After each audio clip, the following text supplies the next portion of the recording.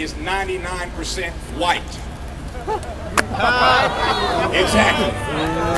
And Dr. West and I just pushed back on that live on national television. This is multicultural, this is multiracial, this is multi-ethnic. This protest is a microcosm of this city, and it's a microcosm of this country.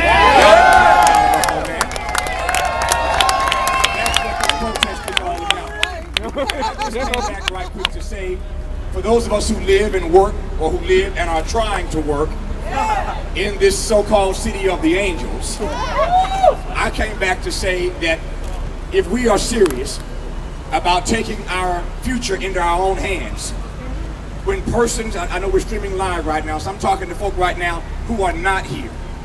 Folk who are not here right now, but know that they're catching hell. Know that they can't find a job. Know that they can't afford their student loans. Know that they're living back home with their mom and them. Know that they don't have access to health care, etc., etc., etc. If you have a legitimate grievance, this is where you need to be.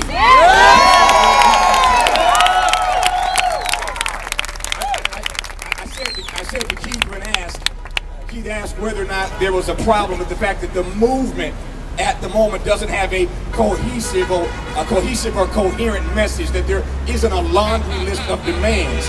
I said, who said? I like this right here. But who said that there are a variety of legitimate grievances here at this protest about jobs, about getting out of Iraq and Afghanistan, about lack of access to health care, etc., etc. So there are a lot of issues here, a lot of legitimate grievances, and I'm convinced that if we keep making enough noise, somebody's got to start asking questions about what does matter to us. The worst thing you can do to a human being is to make him or her feel invisible, to make them feel disposable, to make them feel like they're a calculation or they are an afterthought. And there's too much of that in this country. The humanity of too many people is being contested every day. What we are fighting against is the contestation of the humanity of too many Americans of all races, colors, creeds, etc. So I came back tonight to talk to CNN and to talk to Keith and of course my own show on PBS and on NPR and PRI, but to try to raise your voice through the voice and the platform that I have about how significant and how necessary this is. So I celebrate your courage, I celebrate your conviction, I celebrate your commitment, I celebrate your character for being out here. And for all those watching on this live stream right now, this is the place you need to be. Our voices have to be heard, our grievances have to be raised. Please welcome America's leading public intellectual, Dr. CORNEL WEST.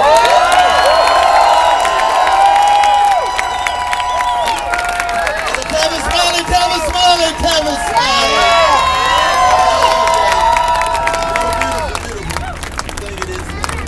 And I'm telling you, there's such a sweet spirit here in Los Angeles because you have consecrated this space by bearing witness to justice. It's a beautiful, beautiful thing.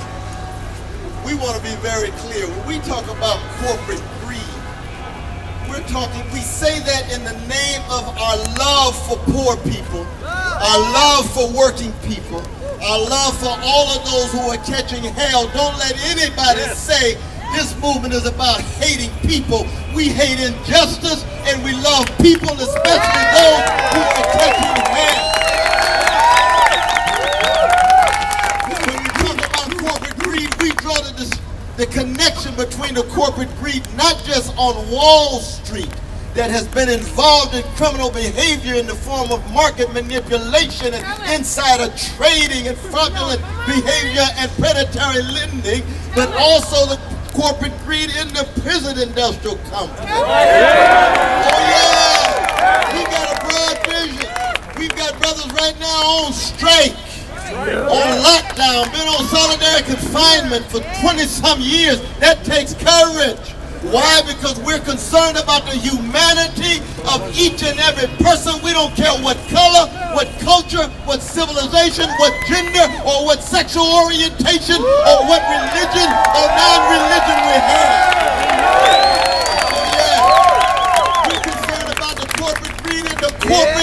media complex with the weapons of mass distraction to try to cultivate addiction and self-medication and narcissism, so we're not concerned about public interest and common good. Thank you. So when we talk about corporate greed, we don't have the demand like we got one or two demands with all of the creative voices here. We got we got a cacophony of voices. Oh yeah.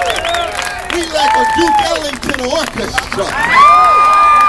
Everybody got all the different voices, and Duke is not conducting. He just got one voice among others, but he's on the piano doing his thing. That's democracy in action at the symbolic point. This is democracy in action on the ground. Don't let anybody tell you that somehow we just a shadow of the Tea Party movement. No way. No way. Yes, we're concerned about individual liberty, but we're concerned about social justice. We want democratic accountability of the 1% who own 40% of the wealth and get 25% of the income. The 1% that has got 83% of all the income growth in the last 25 years, and the 10% that got 100% of the income growth, which means what? 40% of our children of all colors living in or near poverty. That is a national disgrace. It's a moral abomination. Our working people and officials attack on our trade unions, public unions as well as private, as if they have been the source of the financial catastrophe as opposed to what was going on Wall Street. Let's just tell America the truth. Let's tell America the truth. And the condition of truth is always to allow suffering to speak. Suffering from wherever it comes. We are an inclusive group. Tea Party brothers and sisters look like the audience for Lawrence Welk in the national stage. I ain't got nothing against Lawrence Welk and Bubbles. We look more like an audience for Lupe Fiasco. Or we look more like an audience for Carole King and James Taylor. Yeah, we look more like an audience for Prince. That's the kind of audience we got. Yes, we cut against the grain, but it's our common humanity. So yes, we are open to prophetic Mormon brothers and sisters if they believe that corporate greed ought to be eliminated. Give the prophetic Mormon brothers and sisters a hand right now if they want to come here and join the movement. We're here for the progressive, agnostic, and atheistic brothers and sisters. Come and join the movement. Even for prophetic black Baptists like myself. That's why I'm here too. And I saw a picture of Brother Martin Luther King Jr. Put it back up again. Show Brother Martin. Where's Brother Martin? Somebody put Brother Martin's picture up. That's part of our legacy too. For our prophetic Jewish brothers and sisters, come and fight corporate greed. This is part of the movement. Our Muslim brothers and sisters, come join the movement. Buddhist brothers and sisters, come join the movement. We cut against the grain. So don't let anybody tell you that we just a shadow of a Tea Party movement. Hell no! No way. And not only that, but we are international, because corporate greed cuts across national boundaries, and we know we got to cut radically against the grain, and that's why it's a blessing for me to be here. And I know this the second time, and I don't want anybody to think just because I'm around a whole lot that somehow I have some weight of gravity. I'm just one small voice among all the voices together, because we're in this together, and we're going to fight together, struggle together. Thank you so very much, brother.